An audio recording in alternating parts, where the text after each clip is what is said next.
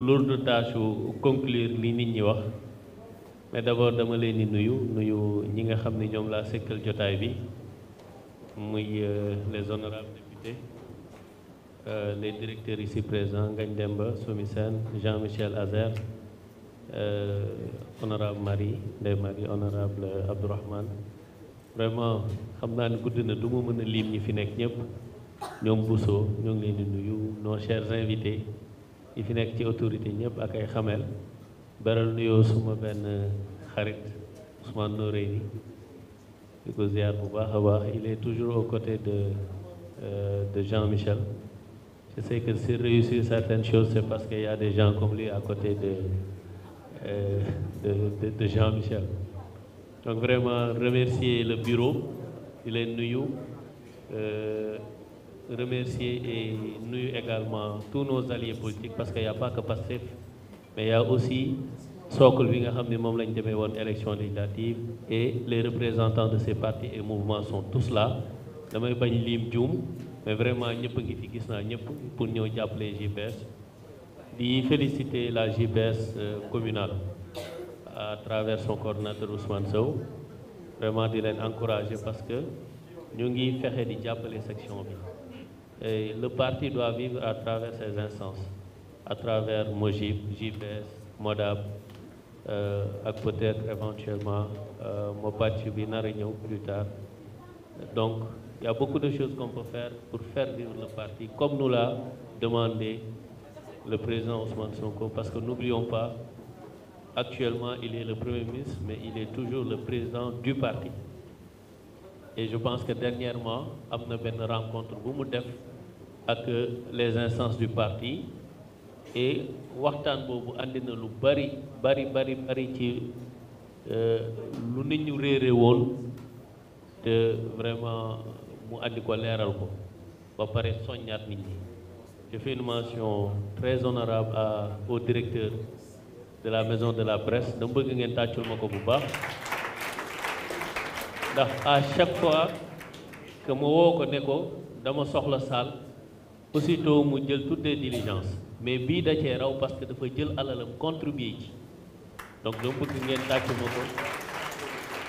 remercier ma ko bu baax a baax donc par ma voix monsieur le directeur toute la section communale de Pastef Médina mu ngi lay remercier je pense que thème bi am na solo boobu ba léegi liñ fi wax moom li fi génn ci xam-xam xam naa man maa jàngat mais ñett yi nekk ci thème bi leadership liberté responsabilité dama koy toftale dama koy def vis-à-vis ak ñett baat ñett terme aussi à savoir quand on dit leadership moi je mets à côté le savoir et le savoir-faire et day dellu ci li Jean-Michel wax ce qui a permis Pastef de séduire beaucoup de Sénégalais ñoo xamante ni gisuñu woon seen bopp ci politique mooy cette capacité d'innovation qu'on n'a jamais vu dans un parti politique sànq bi ngay wax yaa ngi wax même sama xel mu ngi dem ci bi ñuy njëkk a def nemmeeku tour bi nga téye ordinateur bi ak la plateforme Kopar moom mii moo nekkoon ci ginnaaw loolu ñu bëri xamuñu ko mais tey moom ak ay équipe ak seen équipe bi muy wax ni tout à l'heure image boobu moo ñëwaat sama bopp parce que pendant qu'on faisait le plateau en direct moom mu ngi ak équipe am ñi nekk ñenn ñaa ngi woon France mais lui il était là yor ordinateur am pour suivre les choses en même temps donc cette capacité d'innovation boobu muy wax moom il a été au cœur de ça donc suñu nee leadership man dama ciy toftal savoir parce que savoir moo ñu mën a permettre ñu développer ce génie politique là pour faire face à un système qui a été implanté mûri installé mûri pendant 60 ans ñu ñëw même pas 10 ans ñu balee ko donc leadership dafa ànd ak savoir boobu bi ci des cette liberté mooy démocratie bi ngañ doon wax te mu am ci parti bi parce que c'est un parti très singulier moo tax boo ci nekkul ci biir doo xam ñi ci biti en fait dañuy analyser avec les grilles d'analyse des partis politiques classiques moo tax tout le temps ñuy juum ñun foo nga nekk Pastef xam Pastef pour mën a juger Pastef parce que et c'est l'occasion vraiment de rendre hommage tous les militants et les militantes keroog le président Ousmane Sonko def na ko assemblée nee na leen suñu accès fii vraiment gàcce ngaalaama à tous ces patriotes yi nga xam ni xàmmee nañ leen dañ nekk ci parti bi. Mais comme j'ai l'habitude de le dire et je le disais dans l'opposition, Pastef, ce n'est pas ce que l'on voit, c'est tout ce que l'on ne voit pas.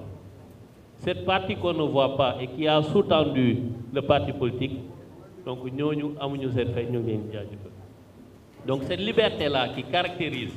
qui rend si singulier ce parti, moi andi démocratie bi am ci Pastef. Ba mu juddoo ba tey musuma fee dégg primaire ci parti politique Pastef da koy def jàll ci leneen. Élection yi passé législative investiture il y avait un comité alors que antérieurement c'était le président de la République moo naan département sangam tegal leen ma diw local ñu ne nañ investir diw nañ c'est comme ça que ça se passait mais Pastef même dans le cadre de la coalition yi ñu mës a nekk gars yi dañ doon naan Pastef dañu métti ndax ñun on suivait les règles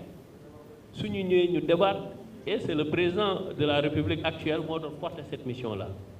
moo tax il connaît très bien le parti Pastef. Une deuxième personne qui connaît bien ce parti, moi je suis panéliste pour discuter de ce thème,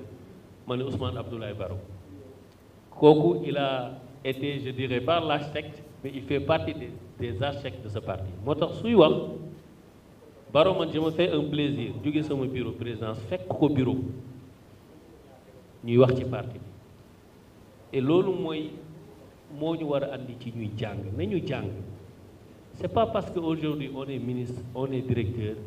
on est PCA, on est président de conseil d'administration qu'on doit cesser d'apprendre. Non. Nous devons continuer à parti. Parce que le parti dafa am histoire. Le parti, ce n'est pas 2021. Il faut jël une étape en 2021. Mais le parti, c'est depuis 2014. Et ces hommes et ces femmes qui ont fait le parti depuis 2014, parce qu'au moins, ils ont dit donc singularité Pastef mu jógee ci liberté bi am mais liberté boobu dama ci toftal action parce que waruñu yem ci liberté démocratie wax kese déedéet mooy war nañ ci toftal action par le verbe mais action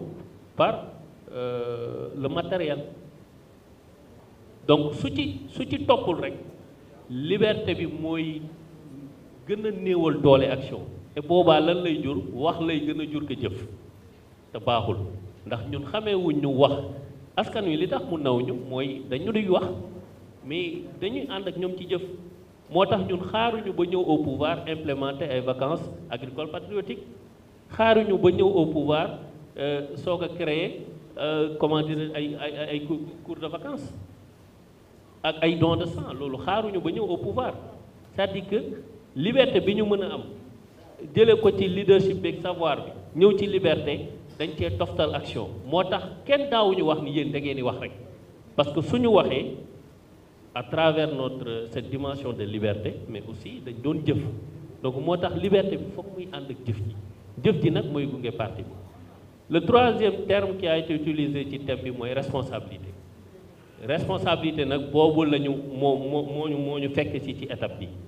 mais responsabilité li ma ciy toftal mooy comportement parce que mënoo yor responsabilité bëgg a def comme si ku yor responsabilité damay dégg nit ñi di wax non naan nit ñi léegi nañoo embourgeoisir seen bopp ma ne leen non dafa am loo xamante ni foog ñu xàmmee ko itam dafa am ñaar dafa am état am parti moo ñu yóbbu ci état ci parti la ñuy sukkandiku encore pour mën a doxal suñu politique bii satisfaire sénégalais yi pour ñu mën nañu joxaat confiance mais dafa am nag loo xamante ni du parti politique mooy état mooy souvent li nit ñi di gis di ko wax man ni ma mën a comporter woo bi ma yoru responsabilité mais mënatuma comporter noonu bi ma yoree responsabilité cela ne veut pas dire que nag damay changer déedéet ngañ am na lu mu doon def am na lu mu doon mën di wax mais actuellement su waxee duñ ne ngañ a wax dañ ne directeur tel man su ma waxee duñ ne Ousseynou ma wax un proche du président la ñuy wax su ma defee pareil donc yooyu yëpp nag da nga koy analyser nga jël ko dendale ko ak sa militantisme pour jéem a am équilibre parce que bu ëpp rek du baax ndax bii bu ëppee di nga fàtte parti bi te parti bi waruñu ko fàtte ndax mooy suñu soog waruñu jeng tamit ci parti bu ñëpp parce que dinañ néewal doole beneen aspect boo xamante ni ñun moom la ñu Sénégal jox te mooy état donc il faut toujours qu'on essaie d'avoir cet équilibre là donc leadership savoir liberté action responsabilité comportement donc man thème bi yooyu laa ci toftal mais juste di attirer attention ci ñaar parce que ñun ñëpp dañ ne on veut rester là on veut gouverner pendant 50 ans Baro wax na ko sànq c'est bien possible hein loolu pose un problème parce que bu dee idéologie bu ko mën a porter am nañ ko mooy li Ngagne doon wax sànq et loolu du jafe ñu convaincre niñ ci tant que ñu ngi gis ces résultats là tant que sénégalais yi ñu ngi koy gis du ñu am mukk jafe-jafe pour ñu mën a wax leen ñu convaincre leen pour ñu toogaat ay at mais la crainte ce n'est pas le fait de ne pas avoir de résultat parce que man gëm naa ni man sama conviction la le président Bassirou Diomaye Faye suñ taxawoon tey ne ko dañ la bëgg ñaan la ñett at ci sa dund dem ci premier ministre ñaan ko ne ko dañ la bëgg ñaan ñett at ci sa dund pour projet bi réussir billaahi gëm naa ni mën nañ ko may man loolu aw ma ci jafe-jafe aw ma ci doute bon c'est vrai que nag nit ñi bokkuñu mentalité bokkuñu moral mais man Ousseynou Ly dans mon intime conviction je ne doute jamais une seule seconde que Bassirou Diomaye Faye dina trahir projet bi aw ma ci doute je ne doute jamais que le président Ousmane Sonko dina def luy nasaxal projet bi aw ma ci doute moo tax souvent yenn actes yi c'est normal nit ñi di commenter mais je les comprends te foofu nag dafa am loo xamante ni itam dimension humaine la parce que liñ ñu jox du ñu yàlla du ñu yeneen ay nit lañ dinañ def acte boo xamante ni dina baax ba ñëpp tàccu à côté itam mën nañ def choix boo xamante ni choix gën na ko mais li am solo et le président l'a dit un jour ne dites jamais aux Sénégalais qu'on ne va pas faire des erreurs déedéet on est des humains médecine bii tey lu mu avancé ñaata nit ñoo def ay erreur ci ay nit ba pour médecine toll fii tey fi mu toll erreur tant que nit moo yàlla rek moo du def erreur kon suñ dee ay nit dinañ def loo xamante ni xëy na am na lu ko gën mais lii suñu responsabilité mooy suñu defee loo xamante ni am na lu ko gën ñu reconnaître ko d'abord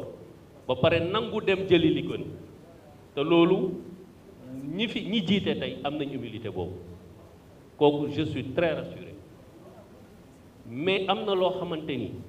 man dama jàpp ni moo ñu mën a gàllankoor et c'est ça qui a détruit tous les partis politiques yi fi jaar même s'ils avaient la volonté de rester au pouvoir pendant 50 ans amoon nañ yéene bi de mais dafa am lu leen gàllankoor te loolu nag boo ñëwee au pouvoir lay feeñ mooy les ambitions et les positionnements mooy yàq parti au pouvoir il n'est pas interdit d'avoir des ambitions parce que nit ku ne ñaan nga yàlla jóge point A dem point B mais Ngagne mii tey mais bëgg na weesu fi mu toll c'est légitime Jean-Michel kazalika keneen ak keneen kazalika parce que yow soo nee da ngay nekk ci mbir te bëggoo ci avancer mais kon lu mu lay jariñ li nga jàng lu mu lay jariñ waaye dañu war a fexe ba mu nekk ay ambition yu saine ba pare buñ koy exprimer ñu exprimer ko ci yoon ndax bis boo génnee règles yi rek exemple bu ndaw ñu ne tey benn commune dañuy def investiture pour mairie Ousseynou Ly jàpp ni kut ko kut moom moo war a nekk candidat ba bëgg a salfaañi teg su parti mais loolu mooy yàq parti te fi mu gën a gravité encore mooy su ay moyens duggee quand les gens peuvent trouver les moyens de leurs ambitions c'est ça qui est très risqué moo tax loolu en tant que militant quand on dit que nous devons gouverner pendant 50 ans kon dafa am benn appel bu nekk suñu bopp mooy lan ce parti là c'est un bien commun Ousmane Sonko moom ko lui-même il l'a toujours dit dañ maa jiiteloo suba keneen ak keneen mooy jiite comme nag c'est un bien commun nous devons tout faire pour que ce bien commun là du yàqu parce que su yàqoo rek cette volonté de gouverner pendant 50 ans dana yàqu te les hommes et les femmes ñi nga xam ni ñoo war a teg gouvernance boobu pour génne Sénégal goutte gi mu nekk Jean-Michel ak Ngagne ñëw nañ ci yu bari donc du ma ci ñëwaat les hommes et les femmes ñu ngi fi Pastef am na compétence Pastef am na savoir Pastef am na leadership Pastef manqué wul dara waaye nag Pastef moo mën a defar Pastef Pastef moo mën a yàqal Pastef kon loolu ñu bàyyi ko xel bu baax a baax jàppale ndax bi ñu ñëwee ci pouvoir et d'ailleurs c'était la suite logique te xam naa fa laay daanele ñi doon ŋànk parti bi le management du parti pratiquement ñoom ñoo retrouvé wu aux affaires ak ay sympathisants yuñ ci dolli wala ay sénégalais lambda am compétence ñu woo leen li nga xam ni parce que le management là c'est des militants aussi le président Ousmane Sonko il est président du parti mais avant il est militant keneen ak keneen ak keneen noonu donc l'autre segment bu ma leen mënee tuddee noonu et qui sont la force de ce parti Pastef n'est pas fort de la tête Pastef est fort à partir de la base moo tax tout le temps je fais des efforts pour que base bi di dund Pastef n'est pas fort de la tête yeneen parti yëpp ils sont forts de la tête mais Pastef est fort de la base donc ces militants là qui constituent la force aujourd'hui ñëpp mënuñu retrouver ci appareil nañ servir état jaaree ko ci parti bi mooy lan comme niñ ko waxee qu'on soit des relais les relais en fait en termes de verbe dans la communication mais relais aussi en termes d'action parce que li ñu doon def ci jamono ju ñu nekkee opposition te amuñu woon koom gi léegi am nga benn ngañ mën na yëkkati benn 2 millions Jean-Michel ñëw jox la 3 millions Ousmane ne la am 1 million ngi nii donc ci du lu ñuy tëb ci keesu état de seen alal donc ñu mën ko yëkkati segam ci opposition la jafe woon ci ñun mais dañ ko doon réussir parce que dërëmu ak ñaar dërëmu kenn ku nekk ci ñun moo ko doon réaliser kon tey loolu war na mën a continuer mooy on n'essaie pas de se substituer à l'État à la base mais on essaie d'accompagner l'État à la base mooy boo yoree benn somme boo xamante ni jàpp nga ni mën nga ci former ñetti nit nga dem utal leen formation soo mënee dugal leen ci circuit État pas de népotisme mais jàppale leen ñu am contact ak État pour mën a bénéficier des services de l'État nga def ko donc relais boobu c'est pas juste par rapport à la communication mais aussi relais en termes d'action publique donc et ça je pense que de plus en plus ñu ngi koy def et c'est rassurant et c'est également rassurant de voir que le message du président quand il a renoué le contact le président Ousmane Sonko quand il a renoué le contact avec la base les gens sont entrés dessus et c'est formidable su ñu jëlee loolu boole ko ak li nga xam ne moo di ñëw parce que mënul ñàkk ndax parti ni mu demee conquête pouvoir su amee pouvoir bu deful changement yi war rek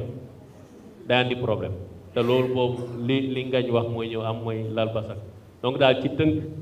lii daal laa mënoon apporter ci thème bi en tant que coordonnateur de la section Pastef Médina di gërëm ñëpp mention spéciale à la JPS également à tous les panélistes qui se sont relayés ici sur la tribune di wax ni on va continuer cette démarche toujours être près de la base toujours animer la base mais aussi se rapprocher davantage de population loolu nekkoon kàddu ngeen baal